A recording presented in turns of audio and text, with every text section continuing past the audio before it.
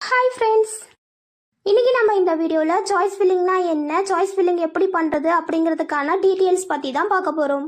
நமக்கு பிடிச்ச காலேஜில் நமக்கு பிடிச்ச கோர்ஸில் ஜாயின் பண்ணணும் அப்படிங்கிறதுக்காக யூஸ் பண்ணுற ஆப்ஷன் தான் சாய்ஸ் ஃபில்லிங்.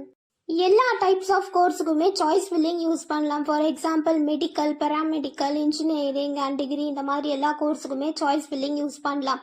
இதில் நம்ம ஃபர்ஸ்ட்டாக பார்க்க போகிறது இன்ஜினியரிங் கோர்ஸுக்கான சாய்ஸ் ஃபில்லிங். நிறைய ஸ்டூடெண்ட்ஸுக்கு சாய்ஸ் ஃபில்லிங்னா என்ன, அதை எப்படி அப்ளை பண்ணுறது அப்படின்னு தெரியாமல் இருக்கும் இல்லையா? அந்த மாதிரி ஸ்டூடெண்ட்ஸுக்கு நாங்கள் கைட் பண்ணுறதோட நாங்களே அவங்களுக்கு சாய்ஸ் ஃபில்லிங்கும் பண்ணி கொடுத்துட்ருக்கோம்.